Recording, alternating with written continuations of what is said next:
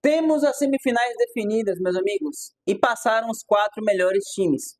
Arsenal e Inter de Milão garantiram as suas vagas nas semifinais e nada mais aconteceu do que a justiça. Principalmente no jogo do Arsenal, cara. Arsenal e Real Madrid foi uma eliminatória de apenas um time. A gente vai começar falando desse depois de Inter e Bayern, mas nos dois confrontos apenas o Arsenal jogou. O primeiro jogo, aquele 3-0 dominante, completamente controlado pelo Arsenal, que basicamente só o Arsenal já tinha jogado, já dava uma amostra da superioridade coletiva do time do Arsenal. É uma equipe organizada, tem coletivo, tem tática. E o Real Madrid se baseando nas individualidades, que quase não estavam acontecendo, e um time completamente sem conexão. Surgiu-se muito na internet a conversa sobre a remontada, porque é o Real Madrid. Porque o que se via, o que o campo mostrava, era uma equipe completamente dominante. Só existia a conversa sobre uma possível virada por ser o Real Madrid. Não veio, porque novamente o Real Madrid não jogou.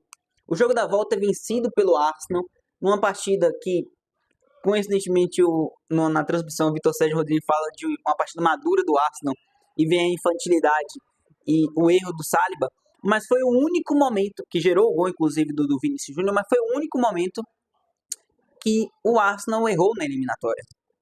Foi sim uma atuação coletiva muito sólida e madura do Arsenal na volta, como já tinha sido uma atuação brilhante na ida. O Arsenal venceu por ter sido o único time que jogou tanto na ida quanto na volta. O Arsenal foi melhor em todos os sentidos coletivos do que o Real. Fez uma partida consciente no jogo da volta, só não consciente em dois momentos na realidade. O erro do Saliba e o pênalti mal cobrado demais pelo Saka ainda no primeiro tempo, no que o Real precisava de uma atmosfera muito característica para pensar em uma possível virada. Nos 15 primeiros minutos ele teria que fazer um gol, ou quem sabe, uma defesa de pênalti poderia funcionar também. O pênalti bem marcado, um erro grotesco do Asensio em ter segurado o Merino, pênalti cedido pelo VAR. Mas assim, a cobrança do Saka, ela poderia ter um tom muito prejudicial para o Arsenal, porque aquilo também deu muita motivação ao Real. Mas o Real Madrid ele não consegue se conectar. E não é a primeira vez. O Real na temporada, ele perdeu para o Liverpool, ele perdeu para o Milan, ele perdeu para o Barcelona 2 vezes em goleadas. Em quase todos os jogos grandes, em 80% dos jogos grandes na temporada, o Real Madrid jogou mal e perdeu. Só não contra o Atlético de Madrid, que ele também perdeu uma, mas não chegou a jogar mal. Inclusive nas oitavas de final da Champions dessa temporada. E o Arsenal é um time totalmente diferente coletivamente do que o Real. É um time que joga futebol, que se conecta, que se encontra, que tem uma ideia de jogo bem definida, que consegue produzir tanto ofensivamente quanto defensivamente. O Arsenal só sofreu um gol na eliminatória, com um erro do próprio Arsenal. O Arsenal fez 5 gols na eliminatória, 3 na ida, 2 na volta. Com um time muito eficiente na criação, que faz os 2 gols de falta na ida, mas que criou para ser 6. Então, fez gols de falta. Criou para ser 6 naquele jogo. Então, era o time que mais jogava futebol e que merecia passar. Passou. Arsenal na semifinal, com 2 atuações que dão um recado de que esse time, cheio de problemas também, como o Gabriel Magalhães lesionado por restante da temporada, o Saka que tinha voltado de lesão há pouco tempo e já voltou em bom nível, o Merino tendo que ser o centroavante porque não tem atacante mais no elenco, todos machucados. Mesmo com tudo isso, o Arteta monta uma equipe muito bem treinada. O Arsenal é muito perigoso, tem muito talento ali, Odegaard, Declan Rice, o próprio Saka, a defesa com o Saliba, que apesar do erro é muito bom zagueiro. Se o Gabriel Magalhães estivesse, é um time com opções. É um time que vai dar muito trabalho, inclusive, ao PSG, mas isso é papo para outro vídeo. Uma baita semifinal de um lado, uma outra baita semifinal do outro, entre Inter de Milão e Barcelona, já que a Inter se classificou com um empate dentro de casa no San Siro por 2-2, resultado completamente no segundo tempo, onde aí sim houve competição. Os dois times competiram. Entre Arsenal e Real Madrid não houve competição porque só um time jogou.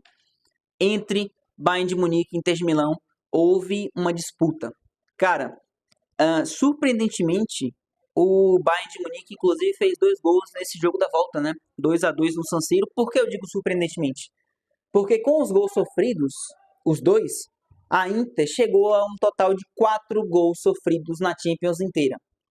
A Inter é um time que eu considero, na minha visão, o melhor time defensivamente falando na temporada até aqui. A Inter de Milão é super consistente defensivamente, com o Bastoni, que é um zagueiraço, com uma linha com 5 jogadores no momento defensivo, que tem Di Marco de um lado, que tem o Darmian do outro, porque o Dumfries está machucado. Você tem o Bastoni, que é a referência, a principal referência nessa zaga, mas tem Pavard e a Cherby, que conseguem fazer jogos de muito bom nível. O Sommer é o pilar que fecha isso. Não é um dos melhores goleiros do mundo, mas consegue entregar boas situações quando é requisitado. Mas não só se vive disso, né? A Inter do Inzaghi é muito perigosa também ofensivamente. E deu uma demonstração disso. Começa perdendo o jogo com o belo gol, inclusive, do Harry Kane, que dá uma esperança muito grande para o Bayern, levava o jogo para a prorrogação, a vitória por um gol de diferença, depois da vitória da Inter por 2-1 na Allianz Arena. Mas, quase que imediatamente, poucos minutos depois, e em poucos minutos, a Inter vira o jogo. Lautaro Martins aproveita a sobra dentro da área na cobrança de escanteio. Mais uma vez o Lautaro fazendo um gol super importante para a Inter. Já tinha feito gol na ida. Já é um cara que já tem idolatria na Inter de Milão. Se a gente fala de jogadores que são ídolos nos clubes, nos respectivos clubes, jogando ainda neles atualmente, o Lautaro é um desses caras no mundo. O Lautaro é ídolo da Inter de Milão. E faz por merecer isso, né? Idolatria que se mostrou na torcida, inclusive na comemoração. É um ídolo, é um cara muito respeitado na Inter de Milão, pela torcida da Inter de Milão. E o ídolo resolveu. Empata, tem a virada poucos minutos depois, quase que imediatamente 2 minutos depois, com o gol do Pavard. Primeiro gol do Pavard com a camisa da Inter de Milão. Contra o seu ex-time, o Bayern de Munique. Que ele sai do Bayern no verão de 2022, ou de 23, se não me engano. E comemora, assim, uma comemoração bem forte para quem estava jogando contra o ex-time, direito dele. A Inter vira. E apesar de ter sofrido um empate depois, ela passou perto de ter de levar o jogo para prorrogação, de ir para prorrogação. O Bayern foi uma equipe aguerrida, o Bayern não entregou fácil essa classificação para a Inter. Inclusive, quando eu analisei o jogo previamente, eu achei que a Inter passaria com mais facilidade, mas foi uma classificação entregue pelo Bayern.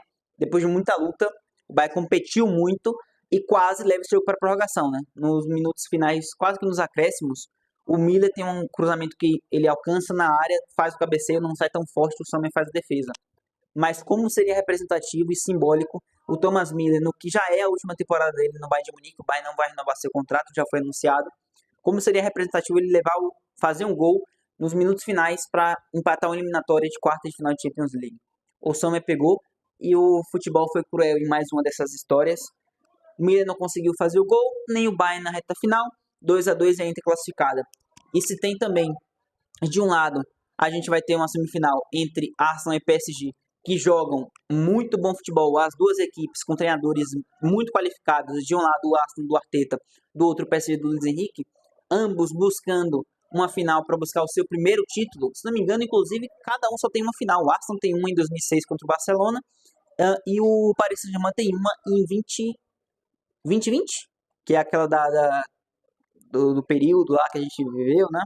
Sem torcida e tudo mais, contra o Dortmund? Não foi Dortmund, contra o Bayern de Munique. Contra o Bayern de Munique.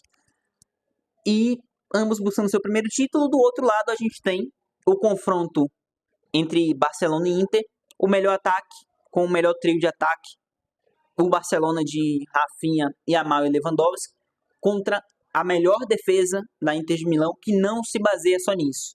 A Inter é uma defesa muito forte, mas é um time que sabe atacar, que tem jogadores de qualidade no meio campo para frente.